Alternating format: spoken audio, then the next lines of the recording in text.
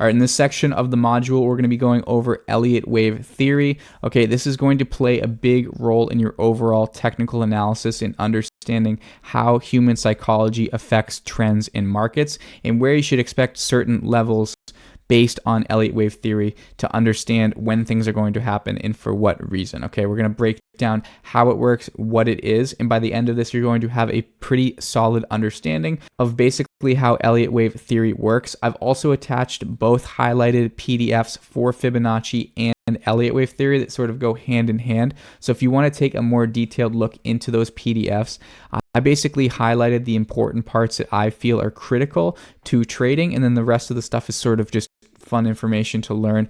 Pretty intricate to actually implement, but if you want to take a deeper look, make sure you check the resources section in the bottom of the course. But basically, these are the highlighted portions that I feel are most critical, and then sort of narrow the focus down onto the imperative parts to actually understand to implement into your trading. All right, so now we're going to take a dive into Elliott wave theory. Elliott wave theory is basically being able to predict trend reversals and trend continuations based off of wave counts, lengths of waves, Fibonacci, and a series of corrective and impulse waves that are going to show us reoccurring patterns on overall trends. So if you can see right here, this is the overall Elliott wave pattern comprised of 5 waves up followed by an ABC correction to the downside. And this can actually be inverted too. Same thing is applicable for downtrends. It's basically this flipped on its head. Okay, so we have something called impulse waves and corrective waves. So impulse waves are actually waves that are moving up in an up direction, and then corrective waves are usually sharp downtrends in an overall uptrend that are correcting the temporary up movements. Okay, so this is an impulse wave and this is a corrective wave. Impulse wave, corrective wave, impulse wave, and then we have corrective waves over here as well. So you can start to understand the overall shape of the Elliott wave pattern. We have basically 0 to 1, 1 to 2, 2 to 3, 3 to 4, and then 5, and then an ABC correction. This wave is called 1 wave. This is the 2 wave, and then this is the 3 wave. That actually confused me in the beginning where I was like, is this the 1 wave or is this the 2 wave? This is the 1 wave, this is the 2 wave, this is the 3 wave, and so on. Extensions are basically little Elliott waves inside the overall pattern. So let's say, for example, we have 2 to 3 wave, which is the 3 wave. We could actually have a smaller Elliott wave pattern inside of one of these waves right here, and that is going to be basically an extension of the wave. It usually only happens in impulse waves. It usually never happens in corrective waves. And something that we want to pay attention to is that most extension waves happen in the 3rd wave.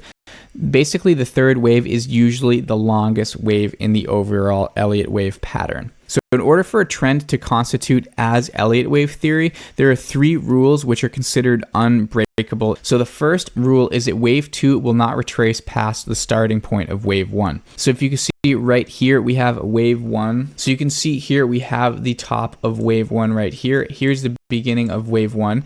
If wave 2 drops below the threshold of the beginning of wave 1, this is no longer Elliott wave. That basically makes it so that the theory is no longer valid. Okay, the second rule is that wave 3 cannot be the shortest of the impulse waves. So from here to here, so this value cannot be the shortest wave in the overall trend. If it is, it negates the Elliott wave theory and is no longer an Elliott wave. And then the third rule is that this corrective wave, the low of 4 right here, cannot go past the threshold of the top of wave 1 right here. So if this wave were to go down and touch below the value of wave 1, this negates the entire Elliott wave. Basically, just to summarize those rules, 2 cannot pass under the low of 1 like we see right here. 2 to 3, or the 3rd wave, cannot be the shortest wave. And then the dip in the 4th corrective wave cannot go below the top of wave 1. And the only exception to the 4 wave going below the value of 1 is where we have sort of this diagonal triangle pattern at the top of the Elliott wave pattern, where basically this 4th wave can now dip below the peak of 1 right here, and that's still considered Elliott wave theory. That's not disrupting the rules at all. So now that we have an understanding of what Elliott wave theory is and what the general rules are for it, I want to show you on Bitcoin how this theory actually goes into practice so we can sort of look at these things side by side and start to understand how it works and why things are happening. So I'm going to go over here and start counting the waves on Bitcoin so we can take a look at this Elliott wave unfold on Bitcoin in a real life example. Okay, so we have 0 to 1 move up to here.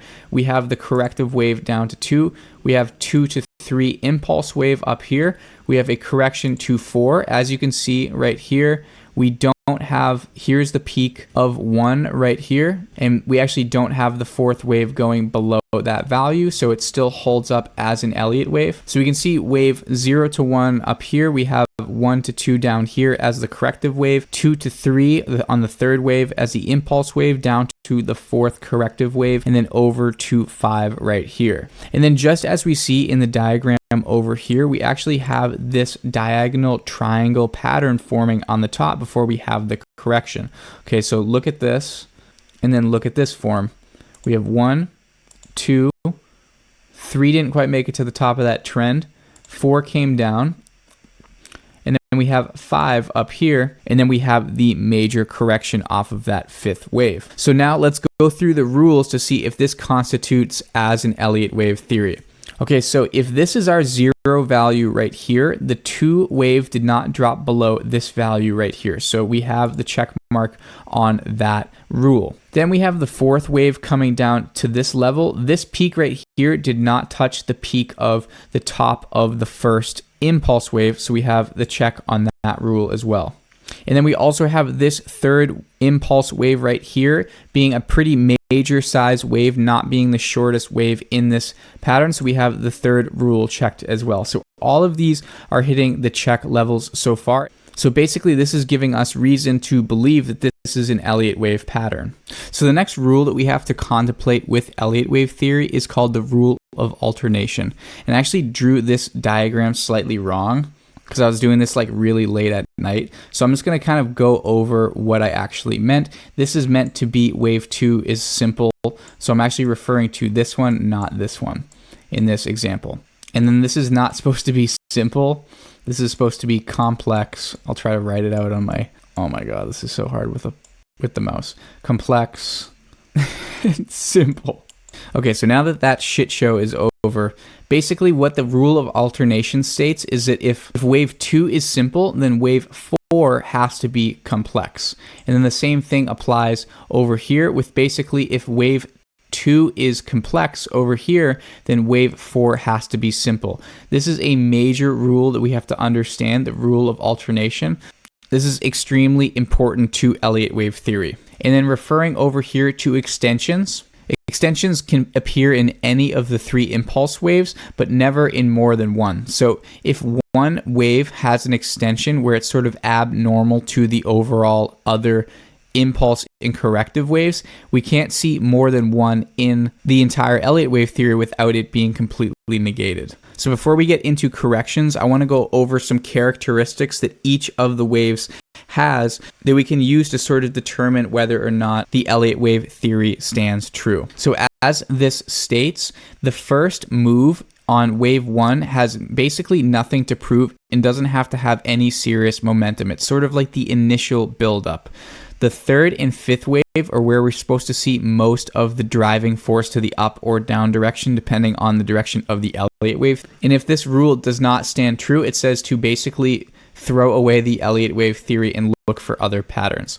Okay, for the third wave, the ending point of the third wave is the most difficult to forecast amongst the 3 waves, since the third wave can be shorter than the first wave, but rarely is. And the third wave is almost always steeper than the first wave. And by nature, the third wave is the most destructive of all the impulse waves and should not hug the trend line drawn between the origin of wave 1 and the end of wave 2. So if we go over here, we see wave 3 right here. This is definitely the most severe wave in the up direction, and it is definitely not hugging this overall trend down here.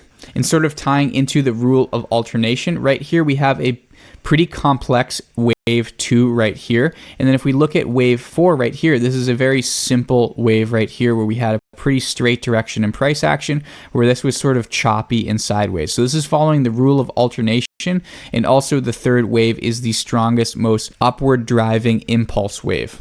And the fifth wave can oftentimes be projected using Fibonacci ratios in Fibonacci projections, which is something that we're going to talk about in just a second. The fifth wave is usually related to Fibonacci ratio from the origin of wave 1 through the end of wave 3. So let's go ahead and test this fifth wave theory where we can establish the top of the fifth wave using our Fibonacci projection in the 161.8 value off of wave 1. So if we look at the diagram right here, we basically have the 0 to 1 right here, and then we have this value being constituted as 1 right here. And basically, using Fibonacci ratios, we can look at the 161.8 value off of this value by taking and multiplying that by 1.618 to project a fifth wave top right here. So if we take our Fibonacci projection tool right here, and we have our low value right here, we have the high of wave 1 right here, and then we have the low right here. This is constituting as our 1 value. And this is going to be automatically calculated as the 161.8 level, which is going to be the area where we're looking for the top of the fifth wave pattern if we're following that rule that we just talked about with the fifth wave pattern. And you can see right here, we have the 161.8 level right here, and this almost perfectly nailed the exact top of the fifth wave before we saw a correction down in Bitcoin.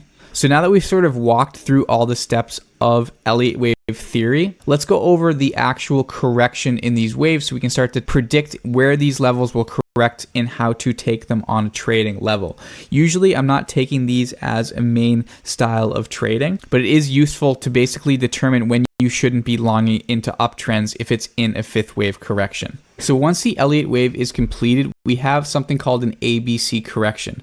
And this is when the waves break down from the overall trend and they sort of have this pattern that we see in this diagram right here. And the C value is going to be the low where the price meets the overall trend and then continues to move higher if it's going to continue the trend. And if it's going to continue moving down, then obviously it's going to continue moving down. But we can calculate these values by basically using the 61.8 value and the 161.8 if it's going to continue to make a larger move down. So if we have a normal correction on the C wave is supposed to go down to the value that's calculated by the beginning of the down move on A multiplied by 61.8, which is going to give you the value off of this level down 61.8 should be the low of this C level right here. And then if we're going to have a continuation down lower, the C wave is going to be the length from the beginning of the A wave multiplied by 1.618, and that should result in a 161.8 C wave to the downside. And this is exactly why I actually took a trade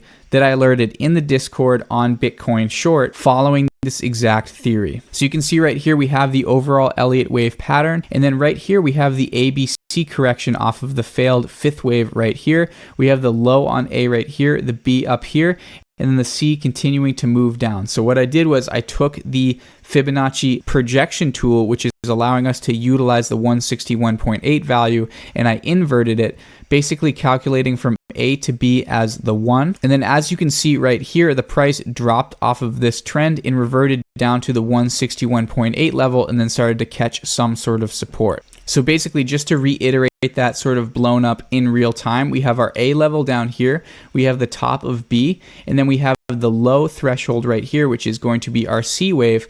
So what I did was I took our Fibonacci extension tool right here, and I went from this level to this level to establish our 1 range. I drew this back up to the top right here, and you can see right here our first price movement down came down to the 161.8, which is the calculation off of A to B multiplied by 161.8, and that's exactly where we started to see the price revert down to and then catch support right here. And we're also seeing we have the trend overall up here, the parallel line off of these two highs right here, off of this low, is also an area where the price is likely to turn around. This would be sort of an ideal area to start longing again, but I think that based on the Elliott wave theory, this reversion should be moving closer down to where the top of the 1 wave is and the bottom of the 4th wave is, which would actually be the 261.8 level near about $42,000 on Bitcoin. So that's why I have my profit target down here, is because I believe this should retrace down to this rough area following the rule that states the correction tends to bring prices back to the area of the previous fourth wave to one lesser degree, usually just going beyond the extremity of the fourth wave, in which case this is close to the top of the one wave as well. So implementing Elliott wave theory can allow us to basically make sure that we're not taking trades in bad areas that are likely going to reverse off of our levels. Like if we're looking to long on the bottom of a fifth wave correction, it's most likely going to break down through that overall trend and revert a little bit lower than the temporary uptrend, which would mean that we don't want to take that trade. It can also be a good indication to tell us on a macro level when the markets are going to shift directions, and it can help us make better decisions on trades to not get ourselves into long positions when there's a sentiment shift likely to happen in the overall market or in the individual instrument that we're trading at that time.